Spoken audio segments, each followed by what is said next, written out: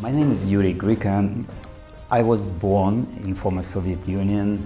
I get education in St. Petersburg in the area of biophysics. I continue my career in Biological Center of Russian Academy of Science. At that time it's Soviet Union, of course, in Institute of Protein Research when I grow as a kind of PhD student, senior scientist, laboratory chief. And after that I spent some time to advance in my career, going to Germany, UK, and finally I came to Johns Hopkins University. I was invited in 1991, where I just decided to a little bit change my research toward protein engineering. And then I was invited to NASA for a program of development of radiation protection against space radiation. So that's actually briefly, I'm already 10 years working at NASA. Somehow happened that, even at my childhood and kind of everybody was dreaming about space exploration, especially in the 1960s, you know. I was fortunate actually to meet Yuri Gagarin at that time when he, after flight, was traveling in Siberia. And it turns out that, well, when I was already more than 40 years, I again returned to space exploration. Why it's important for me, I believe, first of all, it's generation of space enthusiasts, you know, and we just kind of extrapolate what we have in 1960s, and we believe that it's at the year 2000 we're supposed to be somewhere beyond of orbit, somewhere in the Mars. Even in Russia at that time it was song about that the apple trees which bloom in the Mars, and you know, some kind of inspiration. People were very enthusiastic. So I believe that I'm now currently working in a laboratory of countermeasure development. It's a laboratory was funded at NASA at 2005 with goal to develop protection against biomedical protection, of course, against space radiation. I believe that it's my contribution now, my turn, to actually develop something which really contribute to space exploration, because we believe for man fly, it's very important actually to provide safety and healthy environment for astronauts. I believe we all understand that we not kind of belong to space. It's a necessity to be in space. All evolution actually is grounded to Earth, and we on the bottom, it's a gravitational hole. Problem is that I believe personally that life in space is possible, but again, I'm repeating, it's necessity. We can jump from planet to planet, but gravity is our home. We should admit that microgravity is one of the factors which most important and unusual factor which we met in a space flight. So organism responds absolutely amazing to that. You know, it's just kind of transformation, all physiology, which naturally never happen. And question is that can we adapt to that without significant alteration in physiology? Because even now, after decades in space, we still not so comfortable. Hollywood movies, Star Treks, generation ships, which we easily consider that it's so simple to live in space, in orbital flight. We know that we protected magnetic field of Earth from radiation. And radiation, one inevitable factor, which I believe that in a cumulative way can destroy all living creature. So we challenge a lot of problem in space beyond orbit, and even last data which we get from Curiosity in terms of radiation really bothering us, because it tells us that radiation on our way to Mars and back to Earth, it's much higher than we expect previously. So this means that we have a gap which we need to put a lot of efforts to develop something to protect and provide actually for astronaut healthy environment. Second, of course, in microgravity, it's bone loss and muscle atrophy. And this is actually what makes International Space Station very good laboratory to study bone kind of problem, and also aging problem, because we know that aging accelerated in space environment. I believe the two problems, radiation and bone and muscle atrophy, is challenging us, especially for our trip to Mars, establishing some base on Moon, where microgravity still exists, and we know that Mars have no magnetic field to protect against radiation. It's again a problem still remain, but we're still enthusiastic that I believe that 2020, 30, those problems will be solved to provide safety environment. One of such problem is intracranial pressure. And yeah, it was found probably over the last 3 years that astronauts somehow have problems with vision. And sometimes it becomes bad, sometimes it's, surprisingly it becomes better. And you know, that was kind of a really unexpected problem. And NASA over the last 2 years put a lot of efforts to investigate this problem. And what was found that indeed intracranial pressure actually provides the pressure on the eye, which actually, because of deformation, caused change in vision. For astronauts, it's gradual, of course. Yeah, we don't know yet how it will be on our way to Mars. It may happen that such accumulative increase in intracranial pressure will require from us some additional research or countermeasure development, because it's hard to say what is underlying reason of this intracranial pressure. And the mental factor. Of course, we know a lot that it's insulated space. It's special relation between crew. Activity of astronauts or crew members in this Mars 500 mission was reminding absolutely profile which we experienced putting animals in hypermetabolic stasis. At the beginning, activity was very high, then activity in the middle was very, very low. They were like hibernating people, and at the end it's again increased and developed to some plateau. That's what we expect during the Mars mission. And of course we know that as soon as we will be on the Mars orbit, we need some kind of acclimation against, actually, to prepare astronauts for landing. So you believe that it's time that we just kind of substitute our enthusiasm to explore space with some business idea, because business and technology start to develop in such a way that it should be certainly balanced, should be rational to be in space. And it's a driving force, I believe. It's very important, because just to be in space for fun or to demonstrate progress in technology, it's already not anymore the reason to be in space like it was at the beginning of space exploration era, which we compete, for example, two countries, for example, Russia, Soviet Union and America compete who is better in space exploration.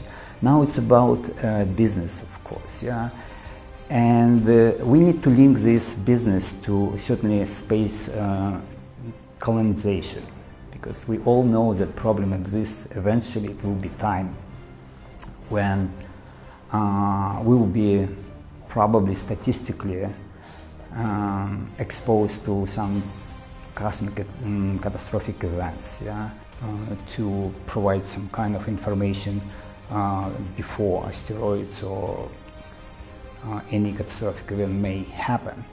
Question is that how we can be protected. I mean, prepare for protection at that point, it's still unknown.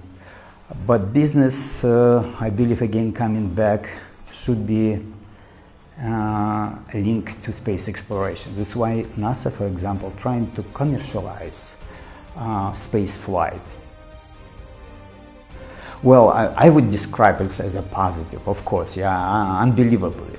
Another thing, whether it's meet to our expectations, because, you know, my generation, like, you know, it's 1960s, 1970s, like I already mentioned, was extrapolating and believed that at this time we should be beyond of orbit, right? Yes, we have amazing actually progress in technology development. Biotech and biotechnology industry, biomedicine, it's kind of something which really accumulates so much data and results that we believe that soon it will be breakthrough. And we need something which inspire young people for space exploration. So considering 10 years progress, of course, no doubt, we have nothing, something which we never can dream about. At the same time, we, as a young generation, my impression, in a very interesting status, which a little bit bothering me, and I can share with you, problem like that. In early times, space exploration, people were kind of more rely on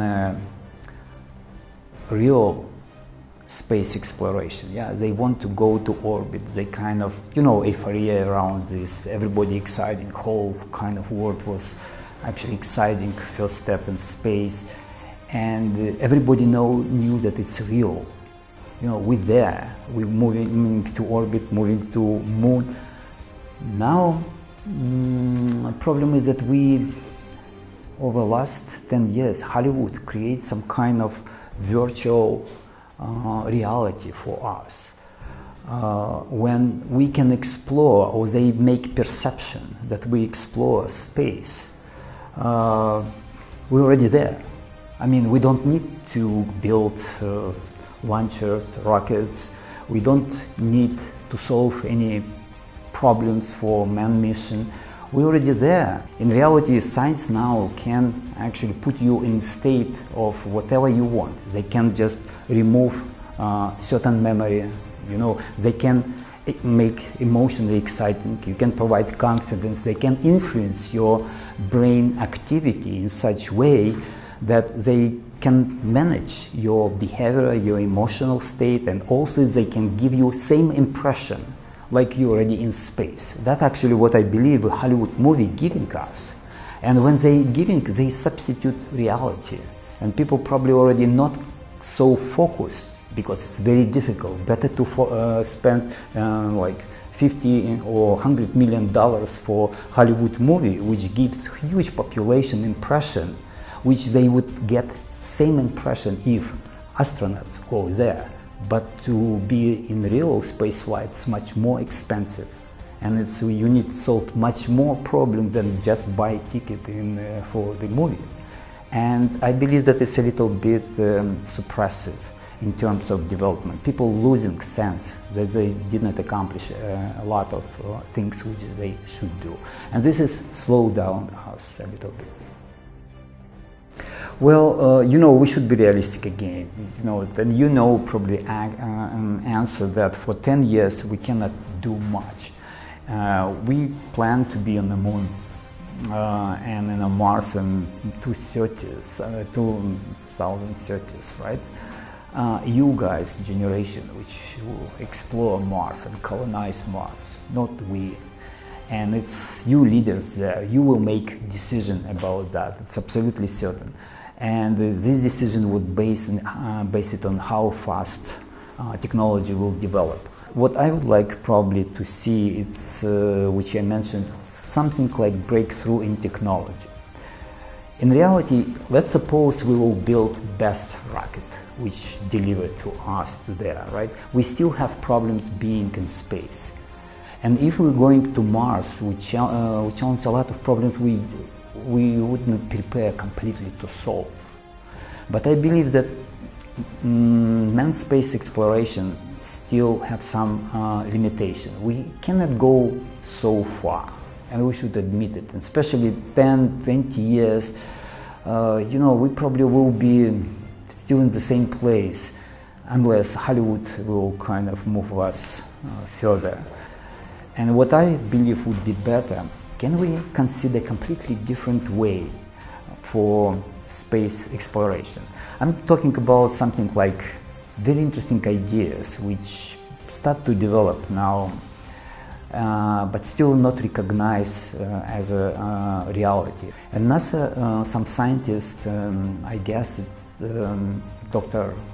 White, working toward bringing this idea to reality about warp of space-time. Idea is that yes, probably at least scientifically it sounds pretty reasonable if we can compress space and time in front of spaceship and expand it behind. We will be in special bubble which would allow us to travel with speed of light and even probably faster, so that instead of 17 years to go to Alpha Centauri, we will be there probably in 2 weeks. Of course, this sounds very fantastic, yeah, and not real, but physical scientists, actually theoreticians, working on this and saying, yeah, it might happen. Why not?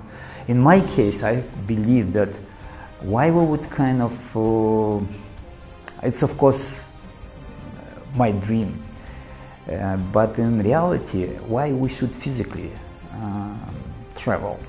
Why our body should be somewhere if we can just probably put our mind? Imagine, for example, that NASA would be able to integrate our consciousness in an electromagnetic field.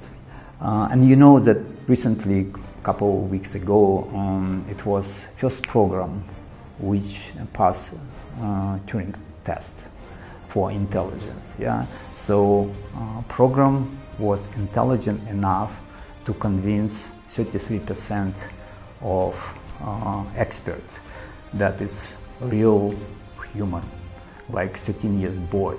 It's answered different questions very intelligently, and this is first actually breakthrough in this direction. If we can somehow, for example, to program our mind in an operational way to electromagnetic field, so you don't need body, right? You can be everywhere you want. But we need to expect that young people probably are thinking about something like that. And it's very, very important to have at least some kind of idea that you can solve all problems with one solution, or solving one very important scientific problem. To put this in reality, I don't think it's possible in the next 10 years, but I am very optimistic that in probably 20, 30 years, something like that happen. Even for space exploration, which I make kind of link, I believe that brain research and working with human consciousness would be one of the part which we need to consider for space exploration. You're right, that's a very exciting question. Yeah, I believe that we're not ready to accept such kind of position because our past. But at the same time, take a look on human evolution, how much space we have. Evolutionary, as animals, we already kind of reached some point when we cannot develop much. We need something like significant transformation. Better brain, I mean, it's absolutely possible, yeah, mentally you can be capable to do, but it's still limitation. I believe that we have in our human evolution limitation. When we're talking to transfer our intelligence, individual consciousness to another level, because that actually topic of evolution so far, right? It's human intelligence, which makes us unique and so different. How to get there? And you're right, yeah, now just a lot of successful research shows that, yeah, we can just actually transfer our mind, we can just turn on TV, computer, work on a distance just because chip implanted. And a lot of paralyzed people already have some kind of distance robotic manipulation with a lot of different accessories. Yes, we're going over there. And question, of course, ethical and moral, whether we would consider normal if humans have another carrier than our real body. We still have DNA. Yeah? DNA is very sensitive to radiation. Yeah, if we would have holes, or we just kind of have problem with magnetic field, we expose and whole Earth's population will vanish. We cannot protect human race in this case, right? I mean, nothing can protect. And from this point of view, that if we would transfer our consciousness, our intelligence to more appropriate, more safe and reliable carrier than our body, it certainly would be probably better. We would have much more capability to do this. And we have very big progress in this direction. People probably not openly talking because they don't want to admit that you will be a robot or something like that. And in reality, question of physiological death becomes somehow, it's behind. We're just in completely different status. Yes, I believe that it's, it's my personal opinion, but I believe that, yes, if we move in this direction, it will be evolutionary justified way to protect human race. Of course, we will be not humans in this case, but if it's just our way for evolution, why not? I very like young people because it's what moves probably whole society. You know, all revolutions in science, technology, politics, and economy probably happened because young people somehow broke very conservative walls which were already supposed to be not there. I wish that young people will take more position in social life and in science. In real life, we have a lot of people, old people with experience, which living longer, and somehow it's my kind of, again, opinion, they still slow down a little bit, young people, and we need to give them space to explore and participate in our life more than they're doing now. They should take leadership position in many actually domain of societies. Same for space exploration. And this gives me some kind of confidence that progress in science and technology will still be as we expected. So for young Bulgarian, I believe that they should be integrated in a community. I believe that they should feel that they everywhere, everything open for them, because they could be integrated at any actually level of society and science, technology, social media. Don't feel that you in Bulgaria. In spite of that, I believe that people should be proud. They have some kind of origin. They should follow the tradition.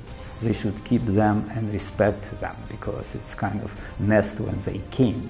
But being in this world, we already integrated. I wish that what we discussed today, like space exploration, like where we're going, they would accomplish and would be probably happy that they did it for their lifespan.